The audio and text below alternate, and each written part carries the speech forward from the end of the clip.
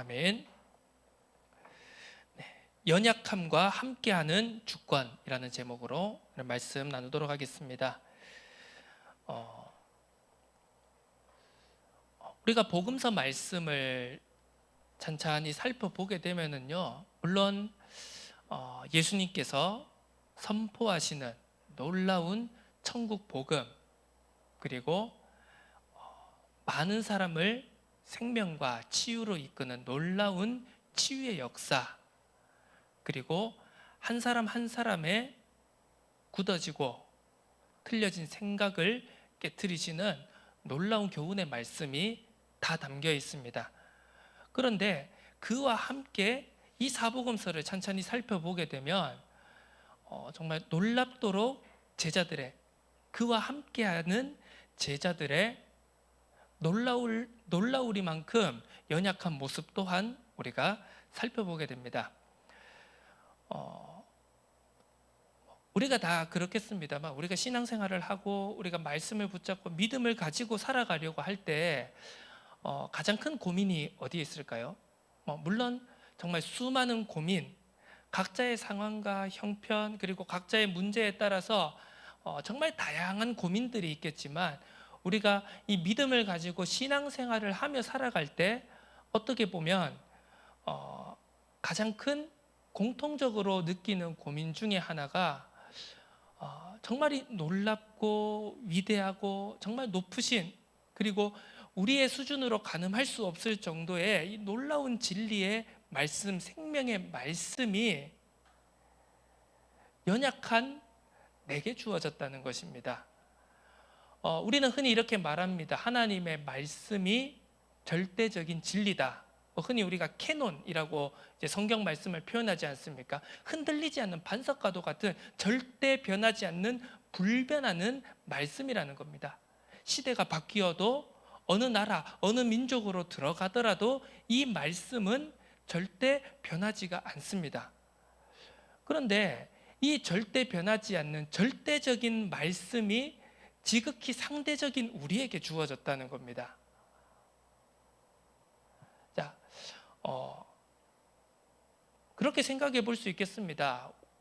원래 예를 들어 잘났고, 원래 모든 것이 완벽하고, 흔히 세상에서는 엄친하다, 아니면 완벽한 사람이다, 그런 이제 표현들이 있지 않습니까?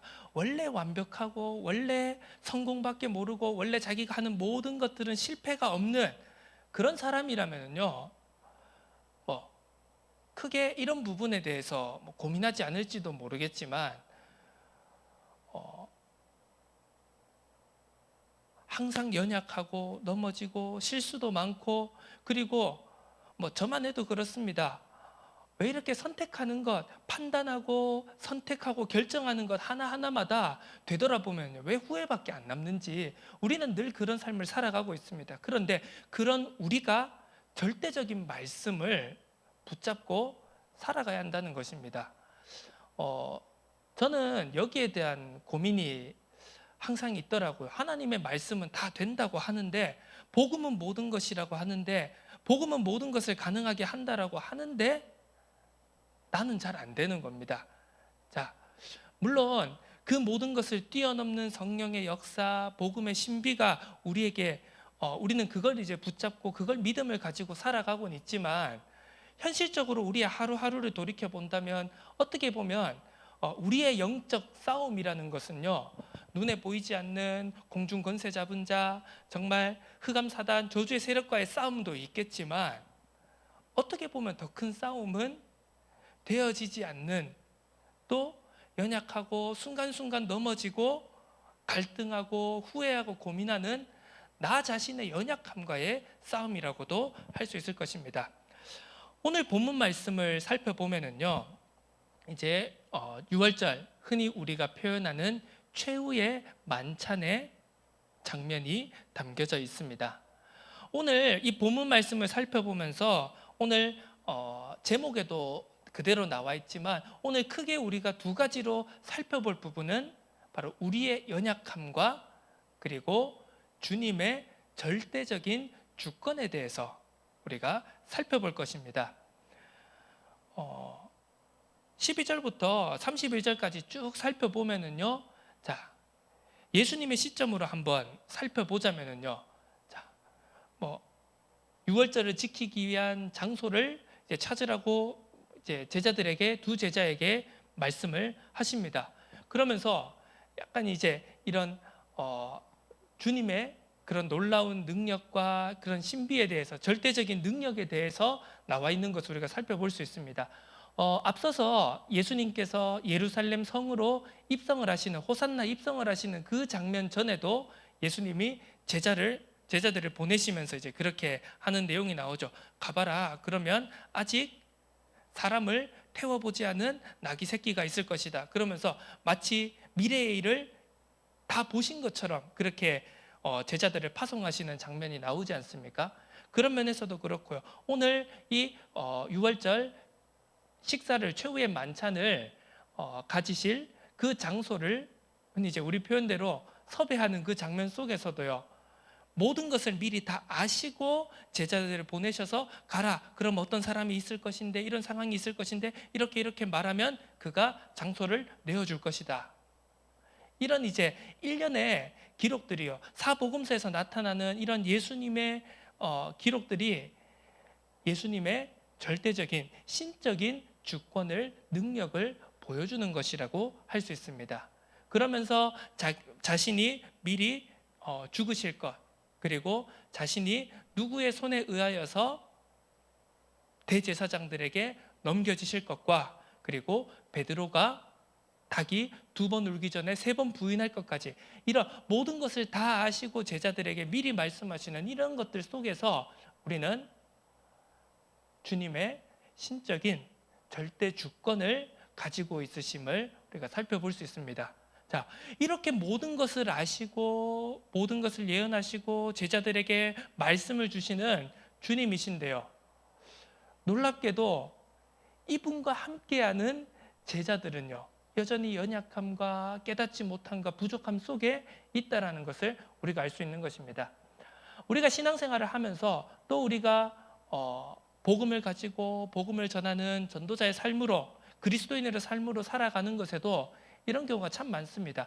우리가 참 모든 것이 준비되어 있고 모든 것이 완성되어 있고 모든 것이 다 갖추어진 다음에 우리가 신앙생활도 하고 우리가 그리스도인으로 살아가고 우리가 복음도 전하고 증거도 하고 증인의 삶을 살아가면 참 좋겠습니다만 거의 대부분의 경우 99.9%라고 봐도 되지 않을까요? 거의 대부분의 경우는 우리가 봤을 때 그리고 각자 자기 자신을 스스로 봤을 때도 다 준비되어지지 않았는데 조금 더 하나님께서 주님께서 기다려 주셨으면 좋겠는데라고 생각하는 그 시점에서 항상 우리는 무엇인가를 해야 된다는 겁니다. 신앙생활을 해야 되고요. 하루하루를 말씀으로 살아내야 되고요. 그리고 내가 아직 부족하고 준비되어지지 않았는데도 나는 나를 통해서 복음이 나타나도록 증인의 삶을 살아야 한다는 것입니다. 그런 부분이 어떻게 있어 우리에게 가장 고민되는 지점이라고 할 수 있겠죠.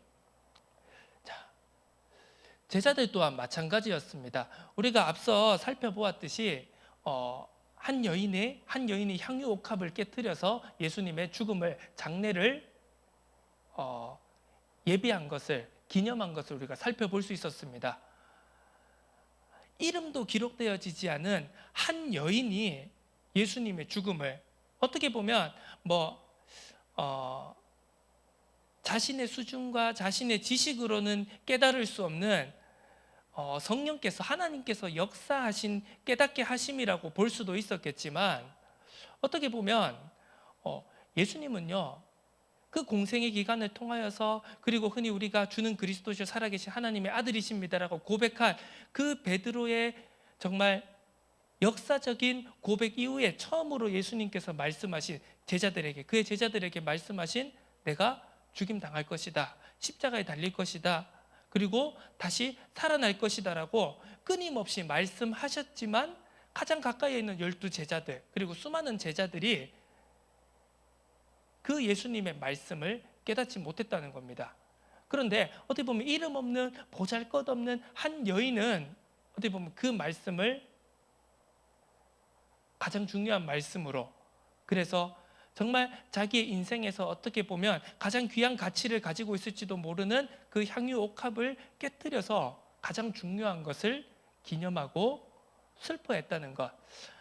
우리가 이런 부분에서요, 어떻게 보면 우리가 가장 놓치기 쉬운 것에, 그리고 가장 보잘것없다고 생각하는 것 속에, 그리고 내가 가장 중요하지 않다고 생각하는 그 속에 하나님의 뜻과 계획이 숨겨져 있다는 사실을 우리는 절대로 놓치지 말아야겠습니다. 자, 오늘 이제 장소가 정해지고 이제 식사가, 유월절 식사가 시작이 되어집니다. 다 앉아서 먹을 때, 18절에 기록되어 있죠. 다 앉아서 먹을 때 예수님께서 제자들에게 말씀하십니다. 내가 진실로 너희에게 이르노니 너희 중에 한 사람 곧 나와 함께 먹는 자가 나를 팔리라. 우리가 이 유대의 배경을 잘 이해를 하고 이 장면을 살펴보면은요, 그냥 단순한 한 구절의 글이 아니라, 문장이 아니라 굉장히 어떻게 보면 충격적인 내용입니다. 이 당시에 식사를 함께 한다라는 것, 음식을 함께 먹는다라는 것은 흔히 요즘 시대의 우리의 개념보다는 훨씬 더 많은 의미를 내포하고 있다는 것을 알 수 있습니다. 이 당시에 내가 어떤 한 사람을 식사에 초대한다, 내가 베푸는 식사 자리에 초대한다, 같이 음식을 함께 먹는다는 것은요, 그 상대를 전적으로 받아들이고 전인격적으로 교제하겠다라는 그런 의미를 가지고 있는 겁니다. 그래서 아무나 함부로 내가 마음에 들지도 않는데 그냥 요즘 표현 말맞다다 그냥 뭐 식사 한번, 언제 한번 식사 한번 함께 하시죠라는 그런 인사치레가 아니라요, 그 당시에 식사를 함께 한다라는 것은 그만큼 내가 가장 믿고 신뢰하고 아끼고 나를 전적으로 맡길 수 있는 존재라는 것을 의미하는 것과도 마찬가지라는 것입니다. 자, 예전에 어떤 한 개그 프로에서 이제 그런 코너가 있었습니다. 그 한 연인이 있는데요, 이제 갑자기 뜬금없이 전혀 그럴 것 같지 않은 장소에서 갑자기 우리 헤어져라고 하는 이제 그런 내용으로 시작하는 프로그램이었는데요. 예를 들면은 놀이동산에서 신나게 놀고 그다음에 이제 롤러코스터 위에 올라가서 떨어지고 있는 와중에 우리 헤어져, 약간 이런 식으로 전개되는 그런 내용이었는데요. 전혀 뜬금없는 곳에서 갑자기 연인에게 이별 통보를 하는, 어떻게 보면 굉장히 말도 안 되는 상황이지 않습니까? 그런데 그것보다도 어떻게 보면 더 말도 안 되는 상황에서 지금 예수님께서는 가장 신뢰할 수 있고 믿을 수 있고 내 모든 것을 맡길 수 있고, 그래서 함께하는 제자들과 식사를 나누는 그 자리에서 너희들 중에 하나가 나를 팔 것이라는 그런 충격적인 말씀을 던지십니다. 그러니까 제자들이 당연히 그 말을 듣고 다 근심하면서 주님, 선생님, 나는 아니죠, 나는 아니죠 하면서 이렇게 어수선해진 장면을 우리가 볼 수 있습니다.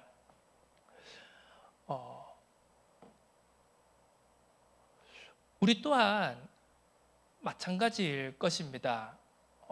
우리가 믿음이 떨어지고, 그리고 내가 가지고 있는 이 믿음의 복음에 가장 큰 의심이 들 때, 그리고 가장 크게 무너질 때가 보통 우리가 믿음을 처음 가지기 시작할 때가 아니라는 것을 우리는 너무 잘 알고 있습니다. 어떻게 보면 내가 가장 잘 믿는다고 생각한 그때에, 그리고 어떻게 보면 내가 가장 복음에 가까이 다가갔다라고 생각한 그때에, 어떻게 보면 내가 하나님과 주님과 가장 가까이 동행하고 있다라는 생각하고 있는 그 순간에 믿음에 대한 공격은, 그리고 나 자신의 신앙에 대한 의심은 불현듯 소리 없이 찾아오게 되는 것입니다. 우리가 그때를 가장 주의하고 그때를 가장 조심하고 깨어 있어야 한다라는 것을 오늘 우리 본문 말씀을 통해서 확실히 확인할 수 있는 것입니다. 예수님께서 제자들에게 말씀하셨습니다. 가장 일어나지 않을 것 같은 그 상황 속에서, 가장 말하지 않아야 될 것 같은 그 상황 속에서, 그리고 가장 안 그럴 것 같은 그 사람들에게 예수님은 너희들 중에 하나가 나를 팔 것이다 라고 말씀하신 것입니다. 여기서 우리는 우리 자신의 모습을, 우리들의 삶의 모습을, 그리고 우리의 신앙의 상태를 점검할 필요가 있다라는 것입니다. 가장 연약한 순간은 우리가 가장 어떻게 보면 역설적으로 가장 내가 강하다, 내가 가장 믿음이 좋다, 내가 가장 어떻게 보면 복음을 풍성하게 깨달았다라고 생각하는 그 시점에서 항상 시험은, 유혹은 찾아올 수 있다는 그 사실을 우리는 절대로 놓치지 말아야 되겠습니다. 두 번째로, 그러면 그 연약한 우리가 정말 내가 가장 잘 믿는다라고 말하면서도 항상 그 순간에, 그 시점에, 그 지점에서 넘어지고 속고 낙심하는 우리가 그러면 어떤 소망을 가져야 될 것인가 라고 했을 때, 바로 오늘 주님이 떼어주시고 주님이 나누어 주신 그 떡과 잔에서, 그 성만찬 속에서 우리는 우리의 연약함을 뛰어넘을 신비를, 우리의 연약함을 뛰어넘을 능력을, 그 소망을 거기에서 붙잡아야 한다라는 것입니다. 만찬의 의미는 무엇입니까?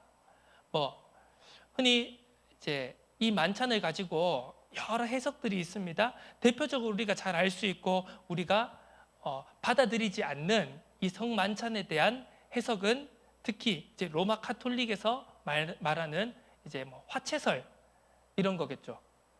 실제로 우리가 떡을 마시고 떡을 먹고 우리가 그 잔을 마실 때 우리의 목구멍으로 넘어가는 그 순간 그 떡이 예수님의 살로 변하고 피로 변한다, 이제 이런 의미이지 않겠습니까?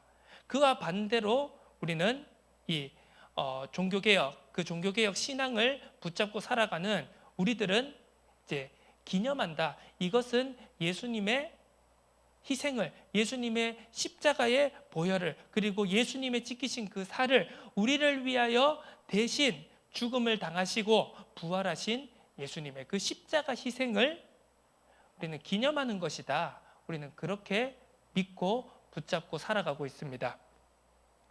이 성만찬에 대한 의미는 무엇입니까? 함께 한다라는 의미입니다. 이미 식사에서부터 이 식탁 교제라고 불리는 이 성만찬에서부터 우리가 성만찬을 물론 우리가 특별히 구별되게 그리고 정말 소중하게 여겨야 되겠지만 때론 그렇지 않습니까? 우리가 소중한 것을 너무 소중하게 여기다가 진짜 그 의미에 대해서 이제 놓치게 되는 경우가 많습니다. 우리가 이 성만찬, 우리가 흔히 성찬식이라고 불리는 이 예식을요, 자칫 잘못하면 우리는 그냥 굉장히 하나의 형식으로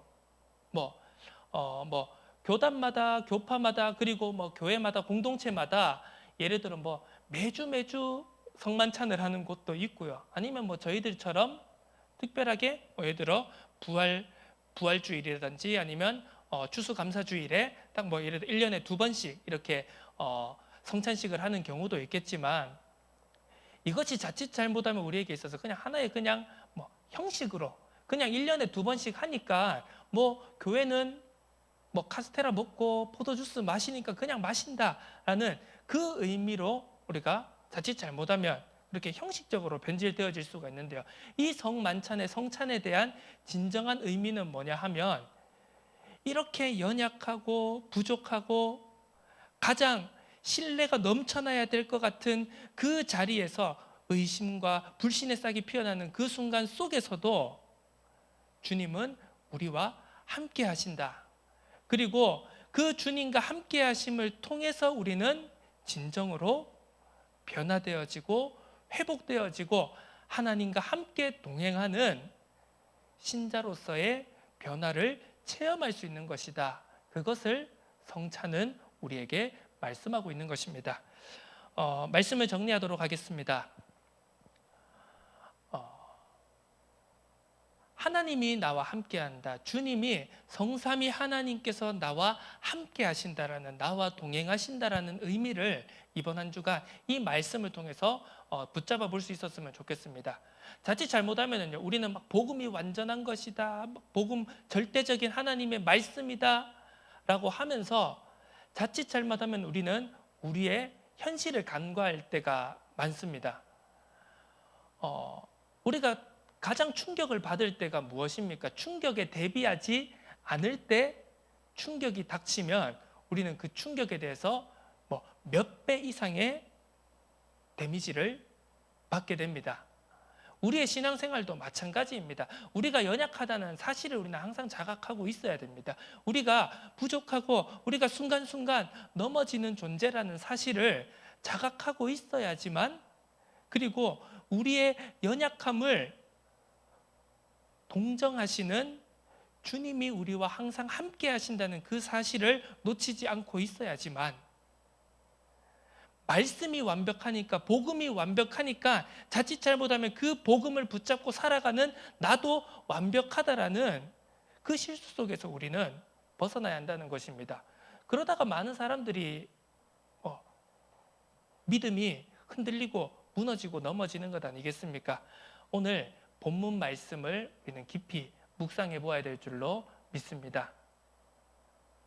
가장 어떻게 보면 연약하지 않아야 될 것처럼 보이는, 가장 완벽해야 될 것처럼 보이는, 가장 흔들리지 말아야 될 것처럼 보이는 12제자에게 오늘 예수님은 말씀하셨습니다. 그리고 너희들이 나를 배신할 것이다, 거기에서 끝나지 않으시고 그들과 함께 만찬을 나누시면서 내가 너희와 함께 할 것이다, 내가 너희와 함께 할 때만 너희의 연약함에서, 너희의 부족함에서, 너희의 실수에서 벗어날 수 있을 것이다. 항상 함께하는 것입니다. 우리가 이 성찬이라는 것은요, 어떻게 보면 우리가 원래적인 의미대로 한다면은요, 초대교회에서는 그렇게 했습니다. 매번 모일 때마다 어떻게 보면 그냥 어떤 하나의 형식이나 예식이라기보다는 그냥 일반적인 식사에 가까웠습니다.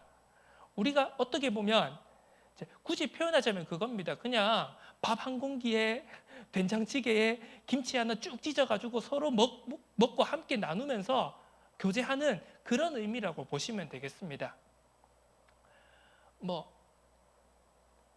스테이크 썰고요, 한잔 하고 풀코스로 식사를 즐기고 그런 거는요, 그냥 격식 있거나 아니면 공식적이거나 나를 드러내지 않는 그런 모임 속에서도, 교제 속에서도 충분히 가능하지 않습니까? 그런데 진짜 밥 한 공기, 된장찌개 한 그릇, 그리고 김치 한 접시, 여기에 다가오는 우리의 문화에서, 우리의 그런 삶 속에서 다가오는 이 의미는 무엇입니까? 정말 굉장히 친근하고 친숙하고 그런 교제의 의미가, 그런 느낌이 다가오지 않겠습니까? 초대교회 때는 이 성만찬이 처음 일어났을 때는 그런 의미가 담겨 있었다는 것입니다. 그렇게 함께하고 교제하면서 그 속에서 주님의, 그리스도의 임재를 함께 누리는 것입니다. 그 속에서 초대교회 성도들 또한, 그리고 교회사를 통틀어서 그 믿음의 교제를 통하여서 연약하고 부족하고 넘어질 수밖에 없었던 하나님의 말씀을 붙잡고 함께 모이는 자들은 그렇게 하루하루 믿음으로 성장해 갔던 것입니다. 오늘 이 말씀을 붙잡으면서 우리 또한 그 믿음을 가지고 살아가야 되겠습니다. 가장 내가 섰다고 생각하는 그때에 넘어질 수밖에 없는 연약한 우리가 소망을 가질 수 있는 이유는 우리와 항상 함께 하시는 주님, 그 주님과의 동행이기 때문입니다. 함께 떡을 떼고 잔을 나누면서 함께 교제하는 그 영적 교제 속에 우리의 약함이 강함으로 바뀌어지는, 우리의 연약함을 통하여 그리스도께서, 하나님께서 가장 영광 받으시는 그 은혜를, 그 삶을, 그 한 걸음 한 걸음의 하루하루를 믿음으로 살아내는 은혜가 넘쳐나기를 주님의 이름으로 축원합니다. 하나님 아버지 감사드립니다. 가장 연약함 속에 주님께서 우리와 함께 하신다는, 그리고 우리가 할 수 없는 우리의 노력으로, 우리의 열심으로 바꾸어지지 않는, 변화되어지지 않는, 치유되어지지 않는 우리의 연약함이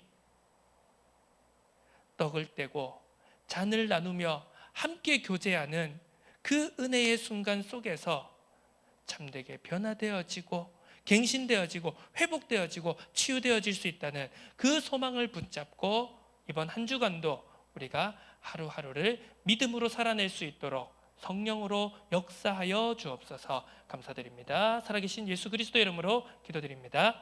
아멘.